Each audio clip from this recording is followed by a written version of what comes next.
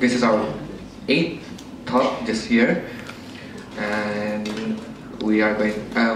Our presenter will be talking about an interesting topic, which is Alice syndrome and Alice in Wonderland syndrome. Sorry. So without further ado, we welcome the presenter to begin.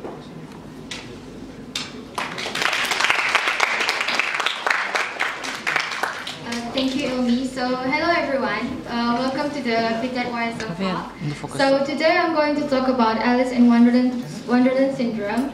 So before I start, have any of you read or watched Alice in Wonderland? Yeah. So how is it? Is it good? Yeah. Okay. Do you realize that in the movie, Alice had specifically eat me cake? Do you realize that? Yeah. And she grew two times bigger, right? I hope you realize that. So for today's talk, I will be talking about the introduction, the history, cure, the studies, symptoms, and cure. So what is Alice in Wonderland syndrome? So Alice in Wonderland syndrome is a syndrome of distorted space, time, and body image. So, patient with Alice in Wonderland syndrome has a feeling that their entire body or parts of it have been altered in shape and size, but in real life, their parts doesn't grow or anything. It's just that the way they see their parts is different from us. So, the syndrome is usually associated with visual hallucination, and the majority of patients with this syndrome have a family history of migraine headache. This syndrome was first described in 1955 by John Todd, and Todd named it, of course, after Alice Adventures in Wonderland, a book written by Lewis Carroll.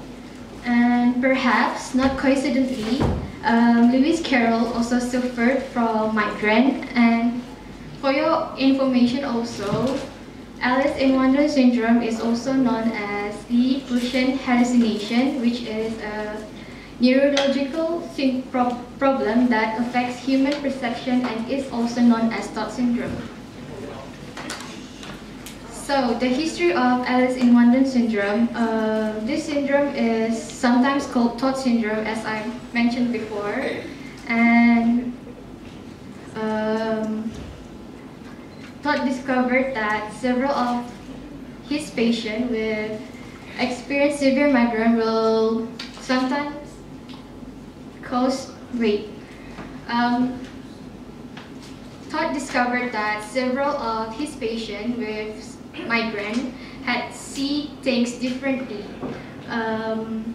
They have altered sense of time and touch, as well as distorted perception of their own body. But bear in mind that although they have migraine headache, none of these patients have brain tumors, damaged eyesight, and mental illness that could have caused similar symptoms. And they were also able to think lucidly and could distinguish between hallucination or reality, but it's just that their perception is out of control. So since we're talking about Alice in Wonderland syndrome, so this is Lewis Carroll, who wrote Alice Adventures in Wonderland. So Lewis Carroll had well known for migraine sufferer, and Todd speculated that Lewis Carroll had Alice in Wonderland syndrome. Since Carroll had these migraines for several years, writing Alice Adventures in Wonderland based on his own experience for the Alice in Wonderland syndrome. Oh my god.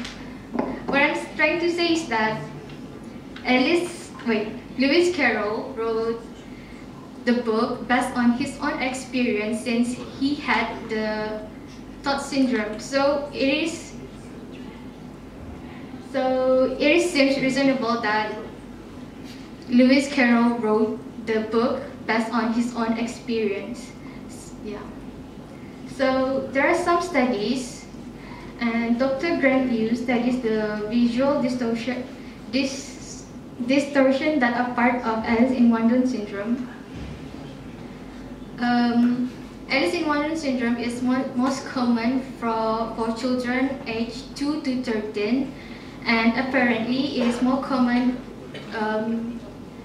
Apparently is most commonly affected. And apparently girls are mostly. Oh my god. Wait. I'm sorry for that, but it is most common that girls get affected with this syndrome rather than boys. And Dr. Liu stated that patients experience a change in their own body shape, so their hand might get big or their head might get big. So the symptoms are altered body shape, distorted visual perception, distorted time perception, and distorted touch perception. Among those four I've mentioned before, only two of them are the major symptoms of Alice in Wonderland syndrome.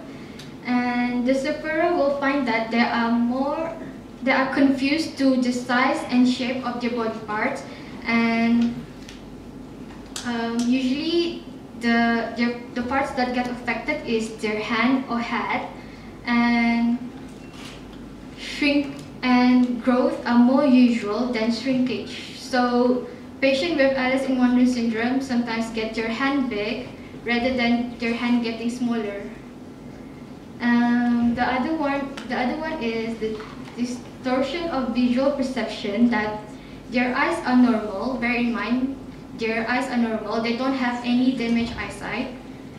It's just that they see things with the wrong sizes or shape.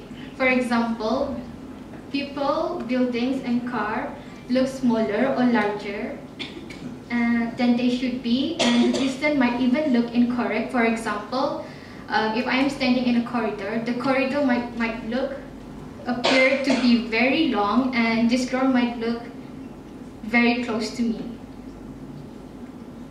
So the other symptoms is distorted time perception, where time is moving too fast or quickly, and distorted touch perception, a feeling that distorted touch perception is you get a feel that the ground feels spongy, and when you touch something, you cannot recognize what it is. So what causes Alice in Wonderland syndrome?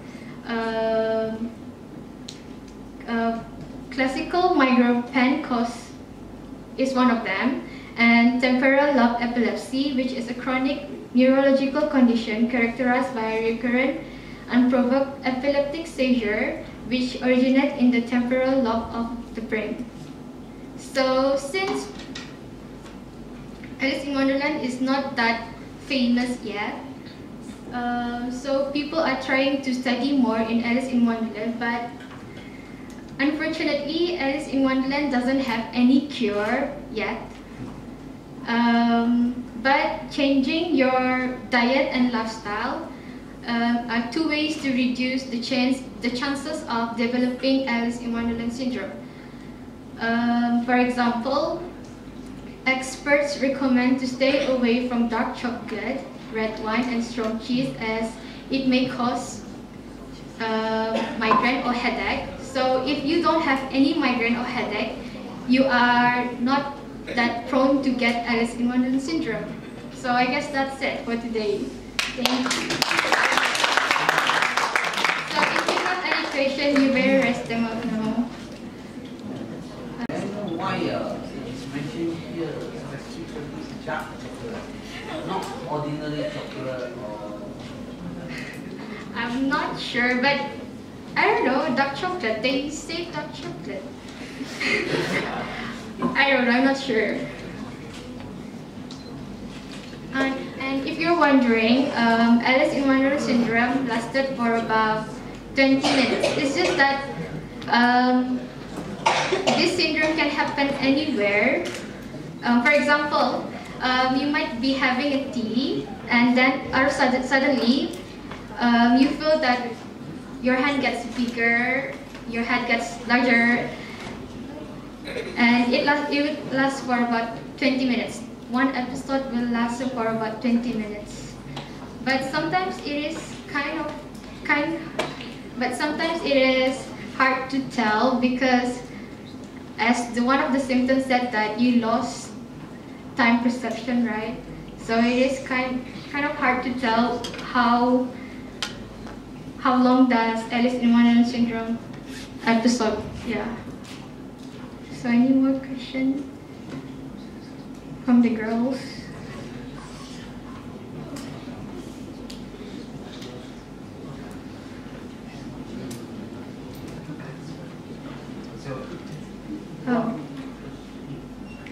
So what's the statistics in this world?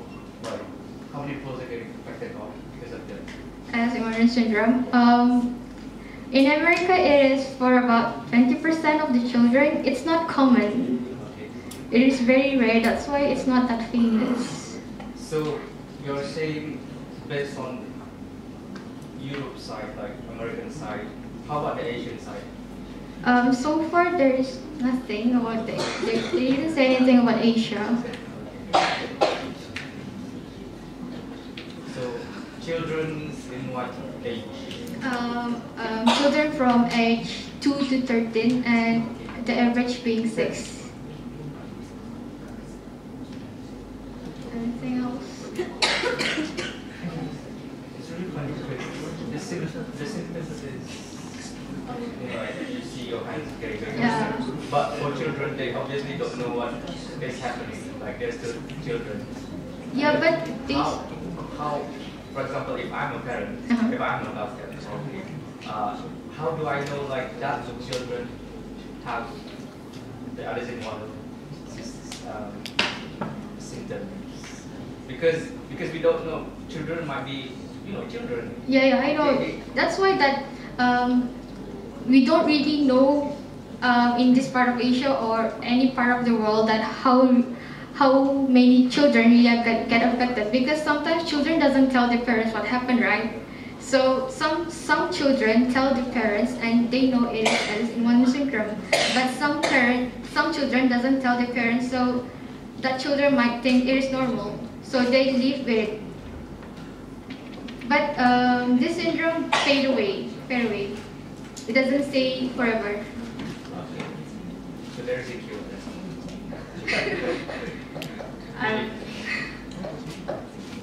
You don't. It's just fade away. So is there a cure? It's just fade away. It doesn't stay forever on you. So you don't need a cure. In But- conclusion, you don't need a cure for it. Yeah, but Because it won't affect the adults. Are you saying yeah. that? Okay. But you don't want to get Alice in Wonderland syndrome, so stay away from this. Okay. Anything else?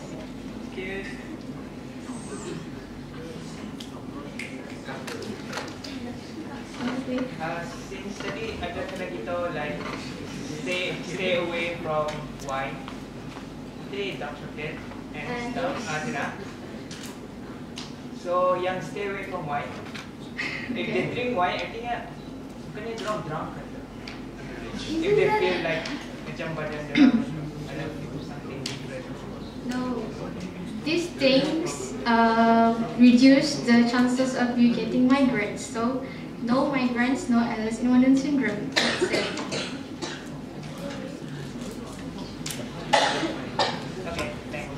Just make sure that diet thing is only for children. Because I know children doesn't drink red wine, if that's your point. yeah, obviously. But you said it's for children. Yeah. The system is for the whatever it's called is for children. Yeah, okay. But then for us adults, can we get AI in the USS? Oh yeah. I've watched this video from UK. So this girl had Alice in Wonderland syndrome and she is 24 years old. So I guess some adults might get Alice in Wonderland syndrome, I guess. You should watch the video. I think it was on Daily Mail, but it was on Daily Mail. The video was on Daily Mail about the Alice in Wonderland syndrome. The girl was 24 years old. Anything else? Oh my god.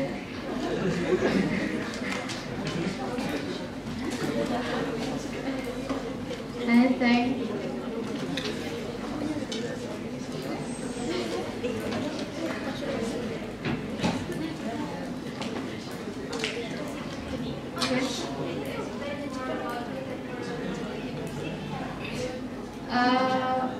I won't explain more about the temporal lobe epilepsy because I am focusing on the Alice in Wonderland syndrome. I'm sorry about that.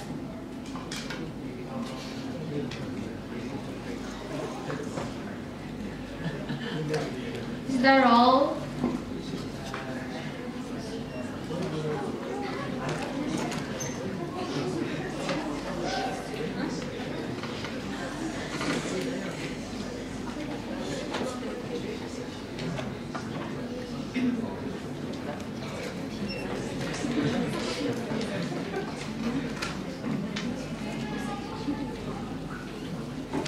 Okay, so I guess that's it. Thank you. Okay, what is it? What is it? What's the worst possible case that could, lead from the idea? That's not probably something. What's the worst possible case? The worst possible Cases. Leading from the ideas. If you're an adult and you have Alice in Wonderland syndrome, what if you're driving and then suddenly you got Alice in Wonderland syndrome? So I guess that might affect your perception of things. You might get an accident. Is that? Okay. Is it? It's a good answer. So no recorded death. No. I guess. Thanks. Anything? Okay, so I guess that's it. Thank you.